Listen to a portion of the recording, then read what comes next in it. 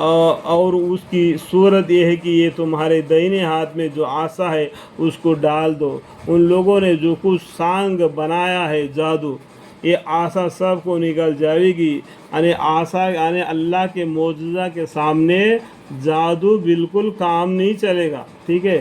جو کچھ انہوں نے بنایا ہوا جادوگروں کا سانگ، جو سانپ وغیرہ ہے، اور جادوگر کہیں جائے اور جادوگر کہیں بھی جائے معجزہ کے مقابل میں کبھی کامیاب نہیں ہوتا۔ اللہ کے معجزہ کے سامنے جادوگر کا جادو نہیں چلے گا۔ سو جادوگر سجدے میں گر گئے۔ وہ سانپ کیا ہو گیا؟ اژدھا۔ ان لوگوں نے جو بناوے جو جادو ہے نا، سب کو نگلنا شروع کر دیا۔ اتنا منہ پھاڑ کر کھڑا ہے کہ ان کا گھر ان کو سب کو ایک ساتھ نگل جائے۔ اس طریقے سے بھیانک شکل لے لیا وہ اژدھا۔ تو اس کو دیکھ کے جادوگر بھی ڈر گیا اور سجدے میں گر گئے، اور آواز بلند کہے کہ ہم ایمان لے آئے ہارون علیہ السلام اور موسیٰ علیہ السلام کے پروردگار پر۔ فرعون نے کہا کہ بدون اس کے کہ تم کو اجازت دوں، یعنی میرے خلاف مرضی تم اس پر یعنی موسیٰ علیہ السلام پر ایمان لے آئے۔ واقعہ معلوم ہوتا ہے کہ وہ سحر میں یعنی جادو میں تمہارے بھی بڑا ہے کہ انہوں نے تم کو سحر سکھلایا ہے۔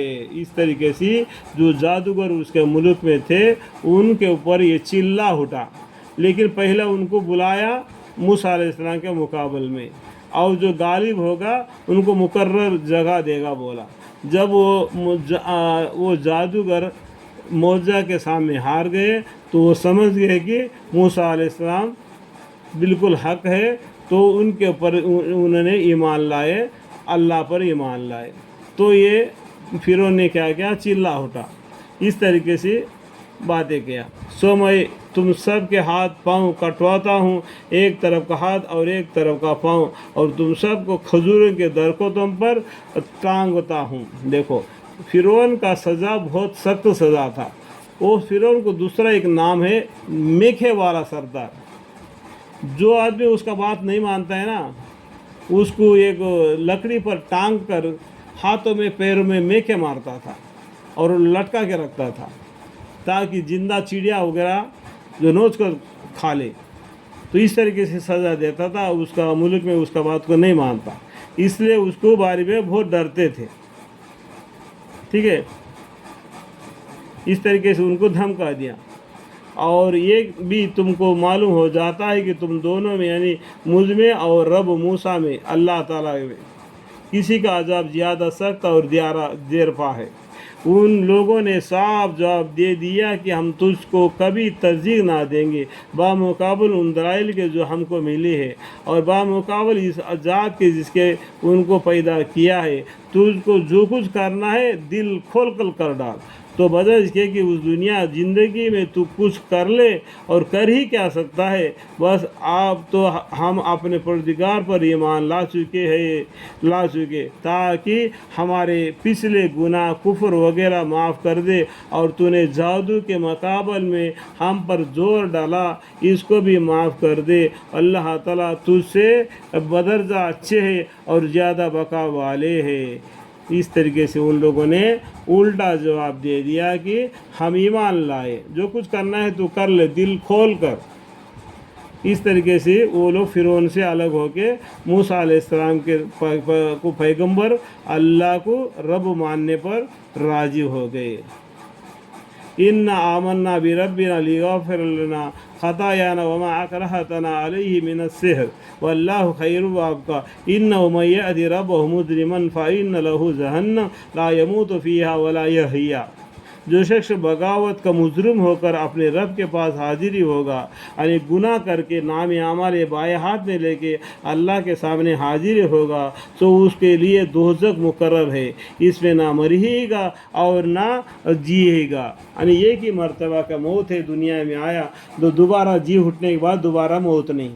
اللہ تعالیٰ 2 مرتبہ زندہ کرتا ہے، 2 مرتبہ مارتا ہے۔ ایک تو ماں کے پیٹ میں بالکل نطفہ تھا، بالکل مردہ تھا، اس کو زندہ کر دیا۔ जब दुनिया में आ गया जिंदा था उसको मार दिया, मुर्दा कर दिया। जब कब्र में मुर्दा था फिर हर्षर के क़यामत के दिन उसको दोबारा जिंदा कर दिया। 2 मरतबा जिंदा करता है, 2 मरतबा मारता है। समझ में आया? यानी 2 मरतबा अल्लाह ताला इंसान को जिंदा करता है। और जो शख्स रब के पास मोमिन होकर हाजिर होगा, जिसे नेक काम भी किए होंगे, तो ऐसों के लिए बड़े ऊंचे दर्जे है, यानी हमेशा रहने के बागा जिनके नीचे नहरें जारी होंगी और उन्हें हमेशा हमेशा को रहेंगे। ये जन्नत के बारे में अल्लाह ताला बशारत देते हैं। और जो शख्स कुफ्र व मासियत से पाक हो उसका यह इनाम है, यानी कुफ्र से पाक रहना, यानी पाकी आधा ईमान है। अल्लाह ताला समझने से हमें आसान करे।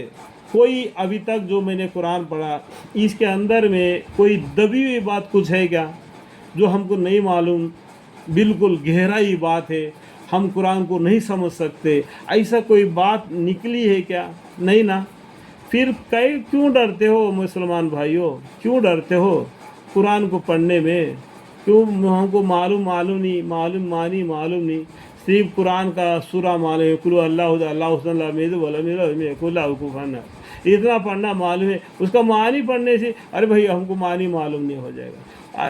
क्यों नहीं मालूम होगा? उर्दू अल्फाज अगर कोई मानी नहीं मालूम होगा तो कोई पढ़ने वाले से पूछ लो और उसको याद रख लो, इसका मतलब मानी क्या है, पेज नंबर, आयत नंबर।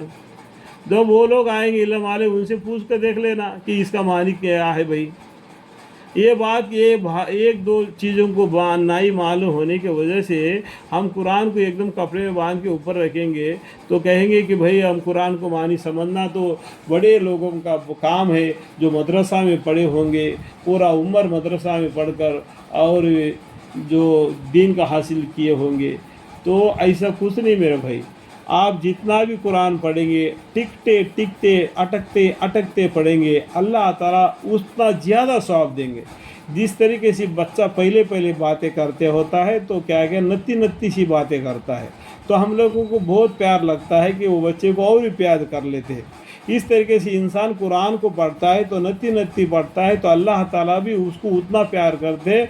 ये ना जानने की वजह से अटकते पढ़ रहा है। आहिस्ता अल्लाह ताला उसको इल्म देंगे, वो अल्लाह ताला इल्म देंगे तो वो सही मानी के साथ पढ़ने वाला बन जाएगा। अल्लाह से उम्मीद है कि अल्लाह ताला हमें इल्म अता फरमाए। वो को रब्बी जिदनी इल्मा काल रब्बी इश्रह ली सदरी वयस्सिर ली अमरी वाहलुल उक़दतम मिन लिसानी यफ़क़हू क़ौली। यहाँ तक कि मेरे बयान के दरमियान में थोड़ी सी भी गलती अगर मुझसे हो गई तो मुझे माफ़ फरमाए। आखिर दावाना अनिल हम्दुलिल्लाहि रब्बिल आलमीन।